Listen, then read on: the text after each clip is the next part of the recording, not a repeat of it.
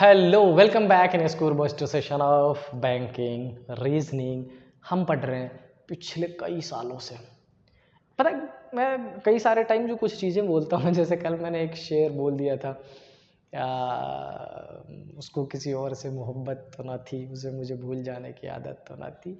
ये किसी particular person के लिए नहीं है, ये अपना फील होता है। मुझे ऐसा लगता है कि मैं जब सोच रहा होता हूँ, जब मैं लिखता हूँ, तो वो आप तक बस ऐसा रहता है कि चलो लेके आ जाना बच्चों को, हो सकता है कुछ तो ऐसे होंगे जिनको पसंद आ जाएगा ये।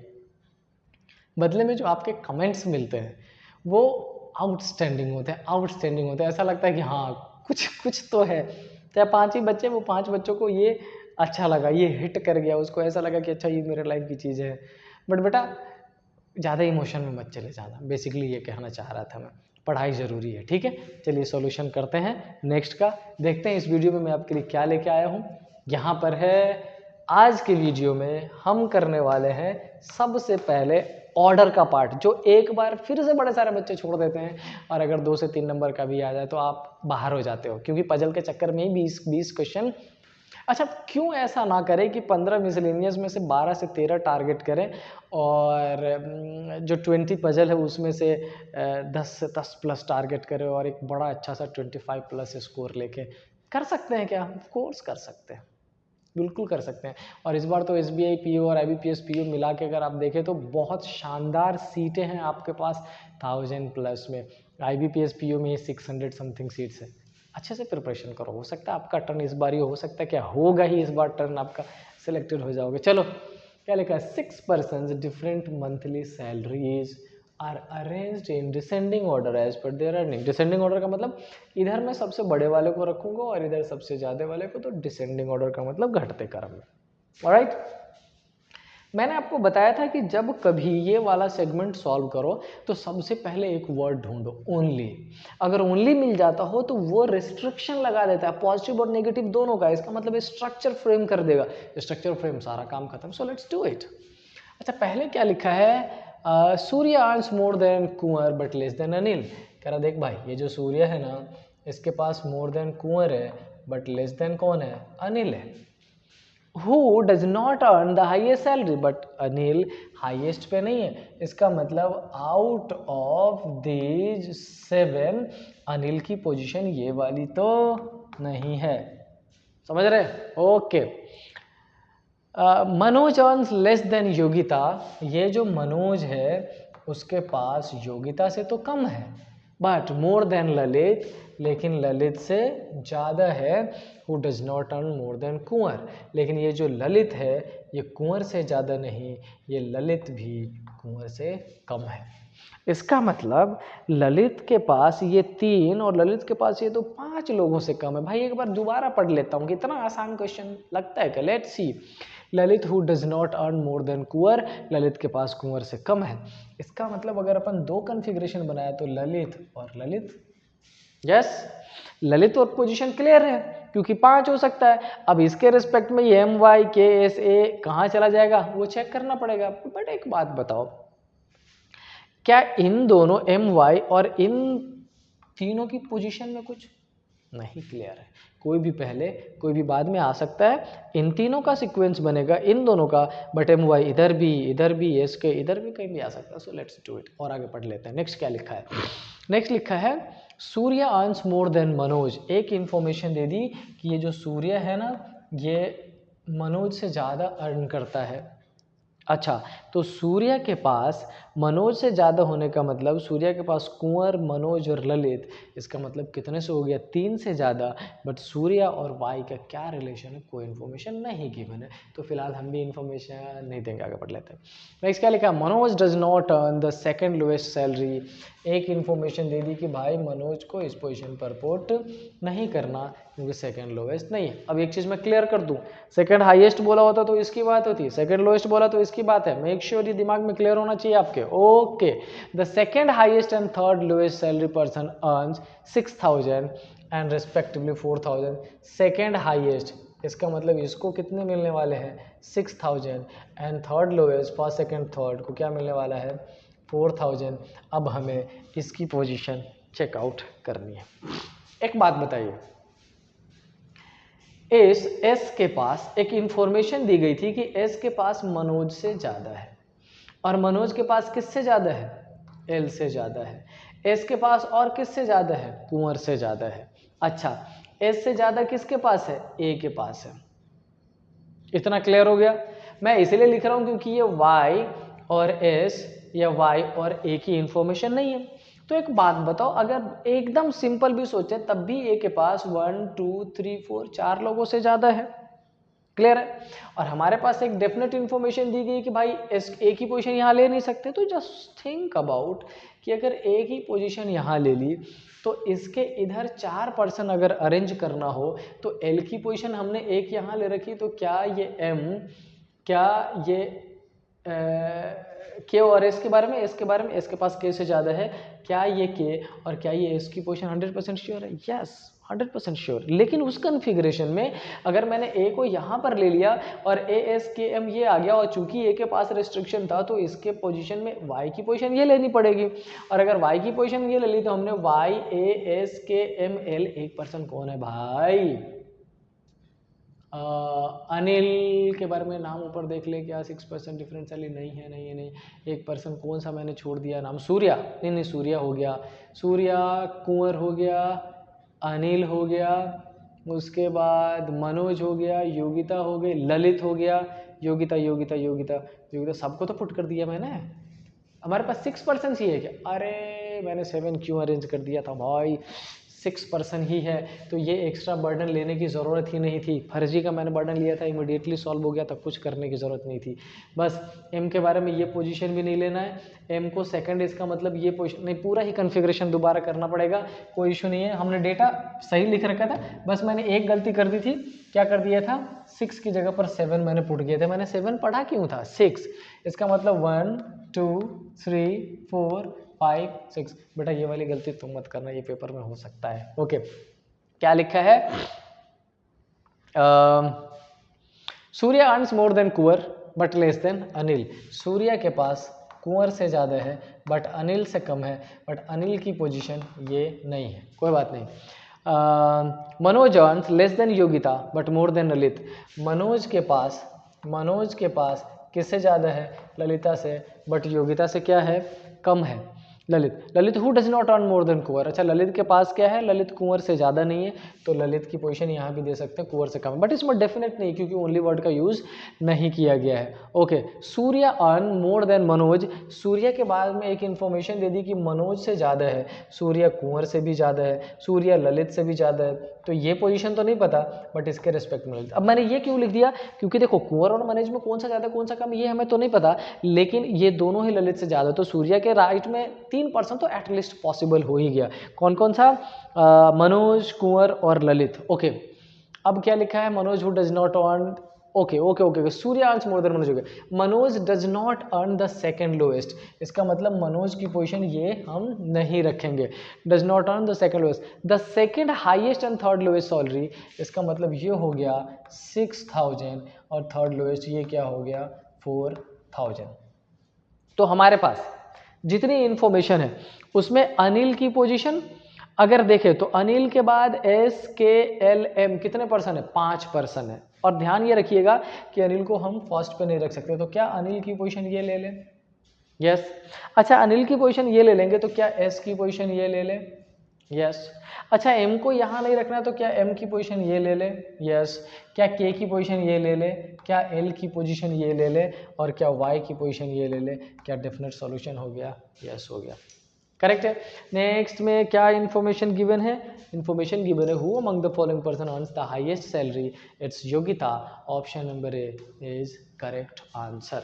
Next, fast fast fast fast fast, क्या है नेक्स्ट क्वेश्चन, फिर से ऑर्डर का है, बहुत शानदार क्वेश्चन लेके आया हूँ सिर्फ आपके लिए, सॉल्यूशन करते हैं अच्छे से। क्या लिखा है, there are 5 brands, this time only 5, there are 5 brands जो भी गिवन है यहाँ पर with different diameters. The steel rods are arranged in descending order according to the diameter. Okay, the diameter of the Rathi is more than, जो R है ना इसका ज़्यादा है किससे, K से। There are two steel rods between Kiscol and SAIL. कह रहा है किसकॉल एंड सेल के बीच में दो है, बट दोनों में से कौन सी पोजीशन है हमें नहीं पता। क्यों? क्योंकि इसके पास ज़्यादा है या इसके पास, डेफिनेट इंफॉर्मेशन नहीं है। ऑलराइट, अब क्या लिखा है? The diameter of Tata rod is more than Jindal. Tata के पास जिंदल से ज़्यादा है, more than Jindal steel rod, which is more diameter than only SAIL. बस यहीं से हो गया क्लियर सारी इंफॉर्मेशन। ये विच किसके लिए यूज़ किया गया? जो नियरेस्ट पर्सन है। कौन सा नियरेस्ट पर्सन है? जिंदल। और क्या यूज़ कर दिया गया? ओनली सेल, मतलब स्ट्रक्चर बन गया। जिंदल के पास मोर डायमीटर है। अब मैं चेंज कर देता हूँ कलर, ताकि आपको डेफिनेट पता चल जाए। जिंदल के पास एक मात्र से ज़्यादा है, किसे? ओनली एस से। इसका मतलब 5 में से ये पोजीशन तो 100% श्योर हो गया। एस और के बीच में 2 है, तो 1 2 ये पोजीशन किसकी हो जाएगी? के की। ओके, अच्छा टाटा आर और के में देखें और टाटा और जे में देखें, आर के पास के से ज़्यादा है तो आर की ये पोजीशन, और टी के पास ये पोजीशन। बाकी क्या लिखा है? The diameter of Jindal is 10 metre, ये 10 मीटर है। And the diameter of Kiscol is 28 metre, ये है। How many steel rods are more diameter than Tata steel? 2। Correct answer option number B. मैंने पिछले क्वेश्चन में आपसे एक बात कही थी, वो ये कि जैसे ही ये ओनली टर्म आता हो ना, ये आपके कॉन्फ़िगरेशन को एक ऊर्जा दे देती है, नया जान दे देता है कि ले भाई अब सब कुछ तुम्हारा है, तुम्हें जैसे सॉल्यूशन करना हो कर लो। समझ पा रहे हैं? ध्यान रखिएगा, ऑर्डर रैंकिंग अपने आप में बहुत इंपॉर्टेंट टॉपिक है और ये सॉल्यूशन करने में बहुत ज़्यादा हेल्प कर सकता है। ओके, अब हम चलते हैं एक क्वेश्चन ये,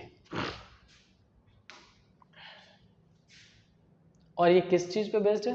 पजल पे। लेकिन इस बार ये क्वेश्चन मैं पूरा सॉल्व नहीं करने वाला हूँ, एक स्ट्रक्चर बना दे रहा हूँ, सॉल्यूशन आप करिएगा, और अगर सॉल्यूशन हो जाता हो तो मुझे भेजिएगा भी कि ये वाला सॉल्यूशन हो गया है। राइट, बेसिक क्या लिखा है? 8 friends namely whatever January March April July September and November 3% were born 3 persons were born in same month. कोई भी 3 पर्सन जो है वो सेम मंथ में है।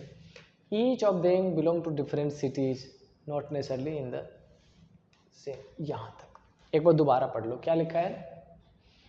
8 फ्रेंड्स नेमली, ये भी है, were born in different months among January.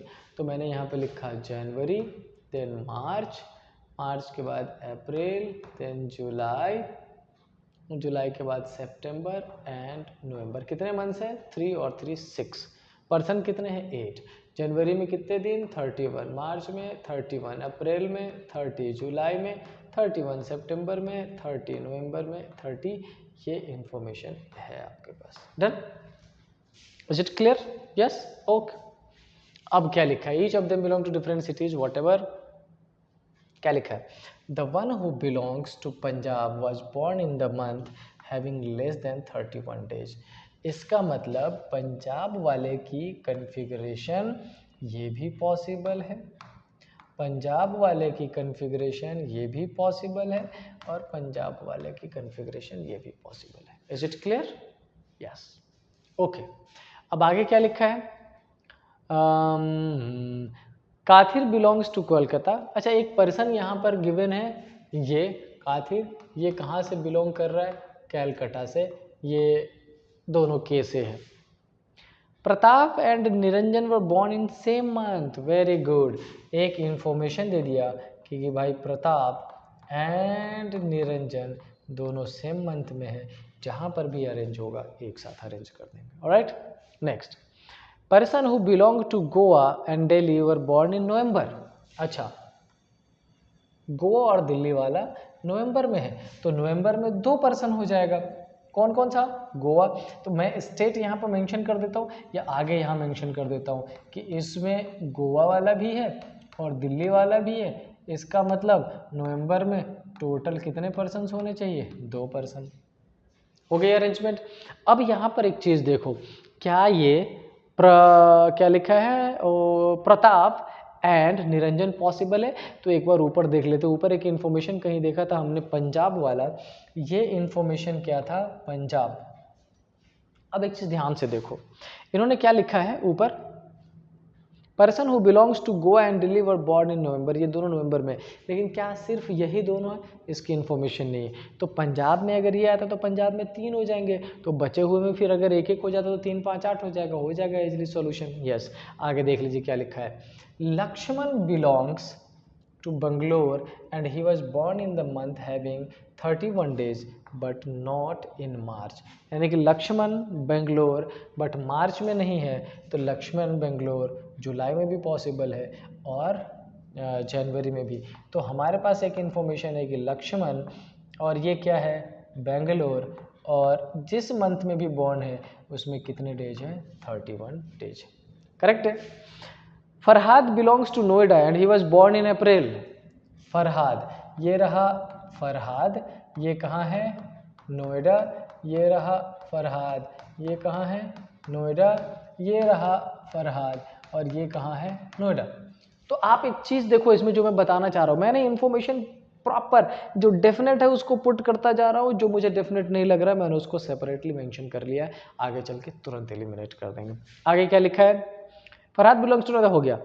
The one who belongs to Calcutta was born in the month having 30 days after July but before November. अच्छा, जुलाई के बाद बिफोर नवंबर तो बचा कौन सा सितंबर, कौन सा कलकत्ता वाला, कलकत्ता वाला कौन सा काथिर।